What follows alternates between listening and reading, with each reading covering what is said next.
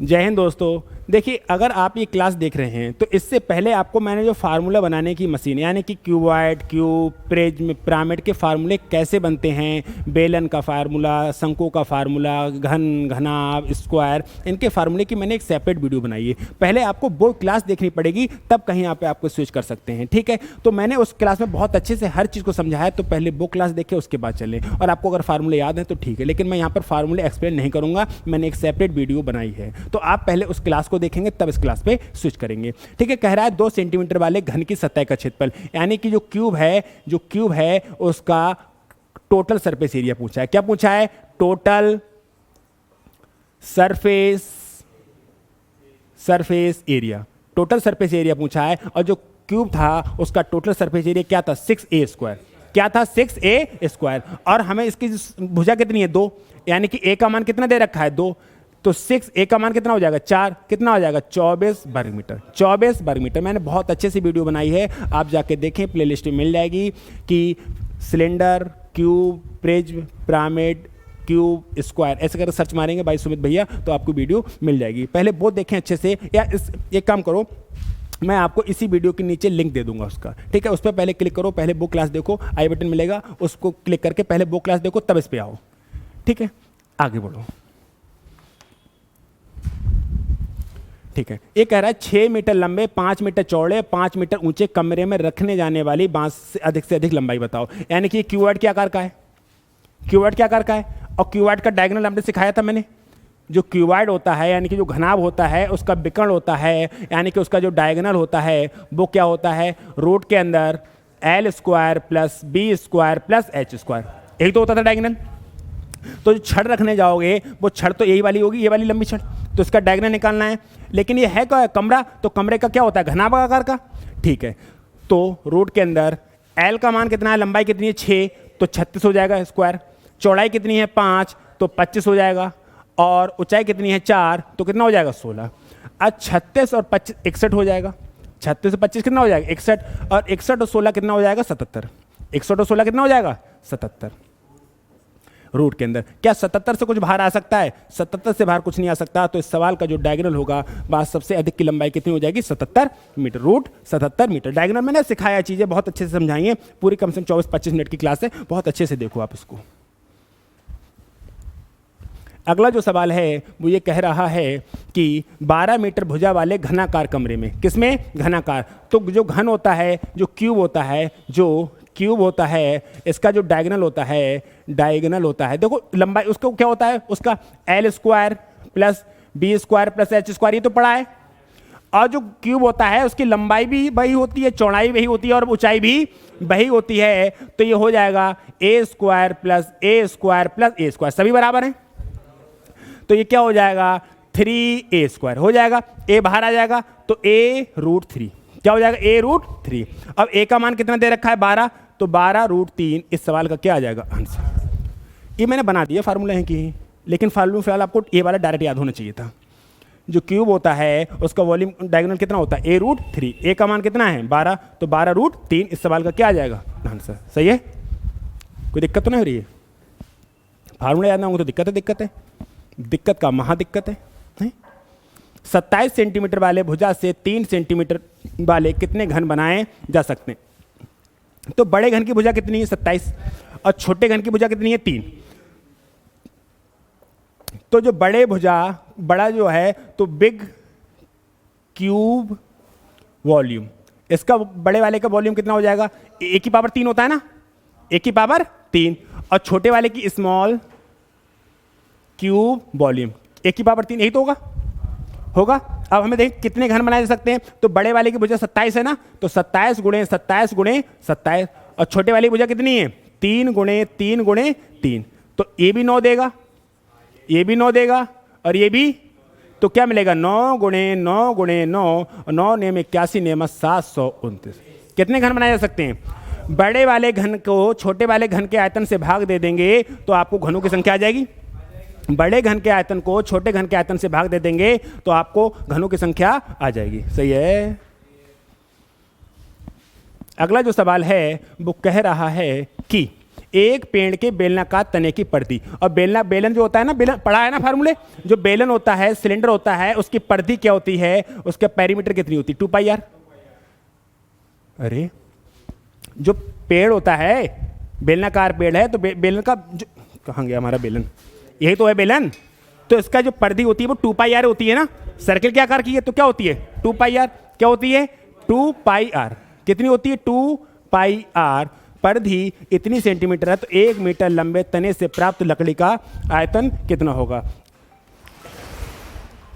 ठीक है, 1 मीटर लंबे लकड़ी का आयतन कितना होगा। कहना सर क्लास ले रहे हैं अभी। ठीक है, तो 2 गुणे 22/7, इसका मान दे रखा था आपको 88। इसका मान कितना दे रखा था, 88। तो 2 गुणे 22/7 और आर का मान कितना है निकालना है, और बराबर कितना दे रखा है, 88। ये दे रखा है, तो मैं इसको मान निकालूं, 22 दूनी 44 दूनी 88, तो आर बराबर 7 दूनी 14। आर बराबर कितना आ गया, 14 है। और आपसे पूछा है 1 मीटर लकड़ी से प्राप्त आयतन पूछा है, और इसका जो वॉल्यूम होता है वो वॉल्यूम होता है पाई आर स्क्वायर एच। यही होता है, समझाया है। ठीक है, तो पाई का मान है 22/7, आर का मान है 14 गुणे 14, और एच का मान कितना है, कहाँ दे रखा है, अच्छा 1 मीटर। और एच का मान कितना दे रखा है, 1। एच का मान कितना दे रखा है, 1 दे रखा है। 1 मीटर है, और ये सेंटीमीटर में तो भैया 100 सेंटीमीटर कर लो। कितना कर लो, 100 सेंटीमीटर, कोई दिक्कत थोड़ी है भाई। 1 मीटर है ना, एच का मान है 1 मीटर, तो 1 मीटर को क्या कह सकते हैं, 100 सेंटीमीटर। और जो मामला जो हमारा सारा सेंटीमीटर में चल रहा है, तो आंसर भी सेंटीमीटर में आ जाएगा, कोई दिक्कत नहीं है, गुणा 100। तो 7 दूनी 14, ये आ जाएगा 22 गुणे 14 दूनी 28 गुणे 100, और 8 दूनी 16, लास्ट में मिलेंगे 6, और लास्ट में 6 है तो 616 ये वाला आंसर आ जाएगा। आपको गुणा भाग करनी है तो आप खुश रहो, गुणा भाग करो।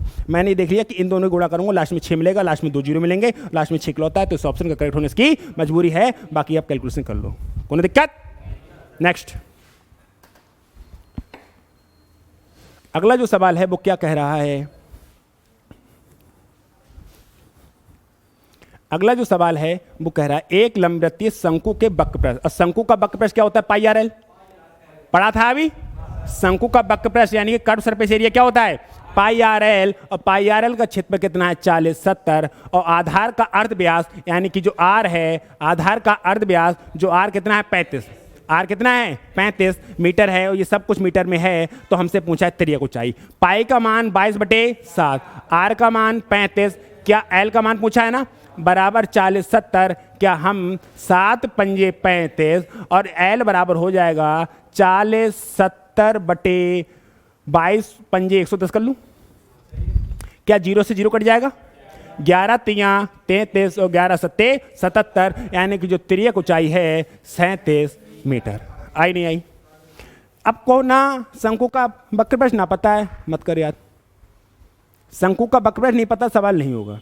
शंकु का वक्रप्रस्थ क्या होता है, पाई आर एल। मैंने हर चीज़ को समझाया, और मैंने याद नहीं कराया था, मैंने हर चीज़ को समझाई थी, पहले क्लास देखनी पड़ेगी। पाई आर एल का मतलब इतना है, आर का मान दे रखा था तो एल का मान निकाल दिया। ये बस सोचना कि एल छोटी बड़ी हो गई, इससे कोई फर्क नहीं पड़ रहा है। ठीक है, आगे बढ़े। अगला जो सवाल है वो क्या कहने जा रहा है उसको भी समझने की कोशिश करते हैं। कह रहा है जमीन का एक टुकड़ा 1944 मीटर लंबा है और 96 मीटर चौड़ा है, उससे एक आयताकार वर्गाकार प्लेटों में बांटना है, तो ज्ञात करें कम से कम कितने प्लाटों में बांटा जा सकता है। तो मेरी बात सुनो कि ऐसे सवालों को एक है 1944 मीटर और दूसरा है 96 मीटर। एक है 1944 मीटर का और दूसरा है 96 मीटर का। तो हमें एक निकालना है कि जो एक वर्गाकार प्लाट आएगा वो कितना आएगा, यानी कि मैक्सिमम वर्गाकार प्लाट मतलब मैक्सिमम निकालना है। HCF, तो HCF निकालने के आपको अपना पार तरीके बताए हैं, अगर आप स्टार्टिंग से पढ़ के आ रहे हैं तो। हाईएस्ट कॉमन फैक्टर ये होता है, तो हमें ऑप्शन से देखना आता है, वैसे भी देखना आता है। फिलहाल हम इसको अगर निकालने की कोशिश करेंगे तो 4 से कटे एक बार में, 4 से कट जाएगा। 4 चौक 3 बचे 34 हो गए, 4 अट्ठे 32, 2 बचे 24 होगा, 4 छंग 24 और ये हो जाएगा 24 हो जाएगा। अब 6 से ही कट जाएगा, 6 से काटो, 4 6 अट्ठे और 6 कम 6 और 6 चौक 24। अब ना ये एक नंबर से ये 4 से कटे, ये 2 से कटेगा, ये 2 से कटेगा नहीं, तो इसका HCF कितना आ गया 24।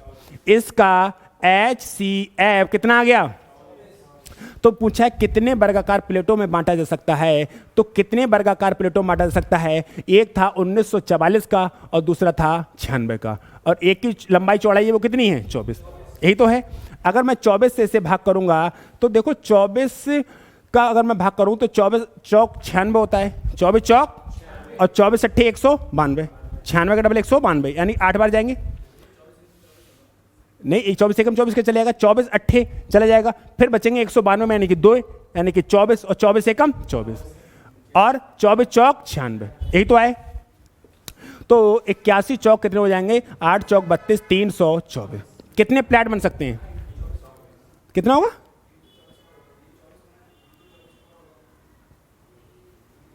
नहीं आप इस बात को समझो कि वर्गाकार एक जो वर्गाकार जो एक वर्ग है वो कितने का बनना है मैक्सिमम, 24 का जो एक प्लाट है,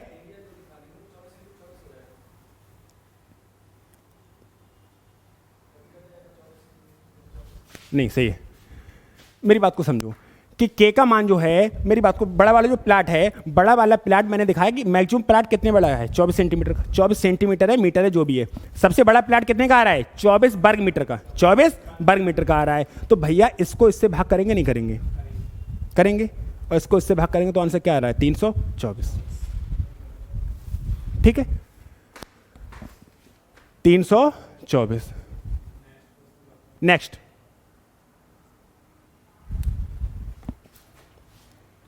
एक हॉल 60 डेसीमीटर लंबा है और 25 डेसीमीटर चौड़ा है, तो उसमें एक जैसे वर्गाकार चौके, मतलब चौके मतलब चौकोर बनाना है, ठीक है। तो पहले इनका एचसीएफ निकालना पड़ेगा, सेम सवाल है, सेम सवाल है, देखो कैसे, एक है 60 का और दूसरा है 25 का, तो इसका आप एचसीएफ निकालो, 5 से काटना पड़ेगा, 5 से काटेंगे तो मिलेगा 12, फिर क्या मिलेगा 5, एचसीएफ 5 आया, एचसीएफ कितना आया, एचसीएफ कितना आया 5, अरे एचसीएफ कितना आया 5 आया। तो हमसे पूछा है चौकों की संख्या, यानी कि नंबर निकालने हैं इनके कि कितने चौके निकले, तो भैया ये था कितना 60 गुणे 25 का, 60 गुणे, और एक जो है वो कितने का है, मात्र 5 का, तो 5 से भाग कर लो, ये मिलेगा 12, 5 से काटेंगे तो क्या मिलेगा 12, और 5 से काटेंगे तो मिलेगा 5, यानी अरे क्या कर दिया मैंने, यही तो गलत कर रहा है, एक 5 से 2 बार कैसे थोड़ी कट जाएंगे,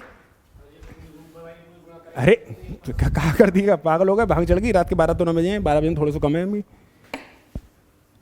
एक 5 से 2 कैसे कट जाएंगे, ये है ना 60 गुणे 25, तो ये एरिया है ना, तो एक कितने का है 5 गुणे 5 का, तो एक वर्गाकार 5 लंबाई होगी तो 5 चौड़ाई होगी, 5 लंबाई होगी तो 5 लंबाई होगी तो 5 चौड़ाई होगी, 5 से काटेंगे जे, और 1 से 5 से दोनों कैसे कट जाएंगे, 12 पंजे 60, उससे मुझे लगता है पीछे भी गलत कर दिया होगा, आओ भाई 1 से थोड़ी कट जाएंगे दोनों, 5 एक है तो 2 थोड़ी कट जाएंगे। देखो हमने देखा था कि 1944 और 96, 1944 और 96 का जो HCF आया था वो कितना आया था 24। तो आपको निकालने कितने वर्गाकार प्लेट काटा जा सकते हैं, तो प्लाटों की संख्या निकाली थी, तो प्लाट कैसे निकलेंगे, एक था 1944 गुणे 96 का, एक था, और दूसरा जो वर्गाकार प्लेट बनाया वो 24 बाई 24 की होनी चाहिए ना, वर्गाकार प्लेट की 24 बाई 24 की होनी चाहिए ना, और 24 बाई, मैं गलती ये कर गया कि एक ही 24 से कैसे कट जाएंगे दोनों, तो अलग अलग होंगे ना वर्गाकार, तभी तो, अब एसी से जो काट देंगे इसी से जो काटे थोड़ी होता है, 24 चौक 96, और ऐसे काटा ये आता है 81 शायद, है ना, तो इन दोनों की गुणा करके 81 गुणे 4 कितना आ गया 324, ठीक है, वो थोड़ा सा मिस हो गया दिमाग से, वो एक ही 24 से काटे पड़े बैठ के, ठीक है, क्योंकि एक जो वर्गाकार प्लेट होगी लंबाई गुणे चौड़ाई से होगी ना, तो क्षेत्रफल को क्षेत्रफल से भाग देंगे, तो इनका क्षेत्रफल इतना है 1944 गुणे 96, और दूसरे का क्षेत्रफल कितना है इतना, तो 24 गुणे 24 से भाग करके आंसर आ जाएगा, सही है। नेक्स्ट,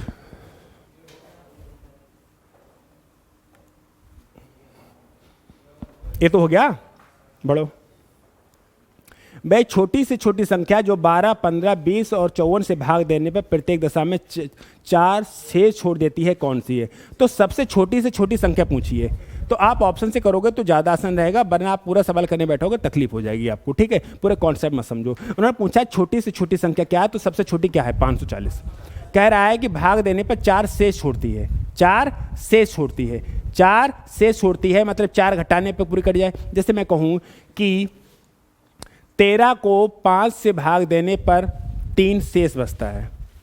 13 को 5 से भाग देने पर 3 शेष बचता है। 13 को 5 से भाग देने पर 5 दूनी 10, 3 शेष बचता है। 3 शेष बचता है। अगर मैं कहूँ ये संख्या पूरी कट जाए तो जो शेष बच रहा है वो पहले घटा दूं। अगर मैं 3 पहले घटा देता तो क्या शेष बचता? मैं कहूँ कि 20 को 6 से भाग देने पर शेष 2 बचता है। 20 को 6 से भाग देने पर 6 3 18 शेष 2 बचता है। अगर मैं शेष को पहले ही घटा देता, मतलब 20 में से अगर 2 में पहले घटा देता तो क्या कोई शेष बचता? अगर मैं कहता कि 11 से 30 को भाग देने पर 11 से 30 को भाग देने पर शेष 8 बचता है। शेष 8 बचता है तो 11 दूनी 22, कितने बचे? 8। अगर मुझे शेष नहीं बचाना है तो 30 में से 8 पहले घटा दो, घट सकता है। तो अब इसी पैटर्न पे हम इस सवाल पे आते हैं और ये सवाल क्या कहना चाह रहा है उसको देखेंगे। सवाल कह रहा है भाई छोटी से छोटी संख्या कौन सी होगी जिसे 12, 15, 20 और 54 से भाग देने पर प्रत्येक दशा में 4 से छोड़े। यानी कि सबसे छोटी संख्या कौन सी? 540। और कह रहे हैं कि 4 से छोड़ना चाहिए, तो 4 घटाने के बाद यानी कि 536 इन सभी नंबर से कटनी चाहिए। कौन कौन सी से? 12 से भी कटनी चाहिए, 15 से भी कटनी चाहिए, 20 से भी कटनी चाहिए और 54 से भी। क्या ये संख्या 20 से कटेगी? अरे लास्ट में 0 नहीं तो 20 से नहीं कटेगी, तो ये वाला सवाल नहीं हो सकता, ये ऑप्शन नहीं हो सकता। तो कौन सा उठाएंगे? 544। कौन सा उठाएंगे? 544। अगर 544 है तो 4 घटाने के बाद कितने बचते हैं? 540। क्या ये संख्या 12 से कटेगी? 12 चौक 48, 12 पंजे 60 कटेगी, 15 से भी कटेगी, 20 से भी कटेगी और 54 से भी कटेगी। तो सवाल क्या हो जाएगा? 544। नहीं आया सवाल। मजबूरी है इसका, इस ऑप्शन का करेक्ट होना इसकी मजबूरी है। क्लियर हो पा रहा है? नहीं हो पा रहा? मेरी बात को फिर से समझेंगे। भाई छोटी से छोटी संख्या जो 12, 15, 20 और 54 से भाग देने पर प्रत्येक दशा में 4 शेष छोड़ती है। प्रत्येक दशा में 4 शेष छोड़ती है। इसका मतलब है कि 4 घटाने के बाद संख्या पूरी कट जानी चाहिए। 4 घटाने के बाद बचता है 540 और उन सब संख्या से कट रही है। सारी कंडीशन को मान रहा है, तो इस ऑप्शन का करेक्ट होना इसकी मजबूरी है। पूरा सवाल नहीं बनाएंगे। कोई दिक्कत? नेक्स्ट सवाल। अगला जो सवाल है वो क्या कह रहा है कि भाई छोटी से छोटी संख्या 12, 15, 20 और 24 से, ये नंबर छोटे कर दिए हैं और कोई नहीं, 4, 6। तो आपने से कहा है सबसे छोटी से छोटी, तो सबसे छोटी कौन है? 120। तो 120 को भाग करने पर 4 से छोड़ता है, तो 4 घटा दो, कितना बचेगा? 116। क्या 116 इस 12, इस 15, इस 20 और इस 24 से कटेगा? नहीं कटेगा। तो वाला ऑप्शन नहीं हो सकता। तो ये नहीं हो सकता, तो इसके बाद कौन सा चेक करेंगे? 124। तो 124 में से अगर 4 घटा देंगे तो कितना बचेगा? 120। क्या 120 12 से कटता है? 15 से कटता है? 20 से कटता है? 24 से कटता है? तो इस सभी से कटता है, तो टिक करो और आगे बढ़ो, तकलीफ होने वाली नहीं है। तो क्या आप मेरी बातों को समझ पा रहे हैं? तो आप 90 क्वेश्चन कर चुके हैं। हम मिलेंगे फिलहाल नेक्स्ट वीडियो में। आप स्वस्थ रहिए, मस्त रहिए और पढ़ाई करने में व्यस्त रहिए।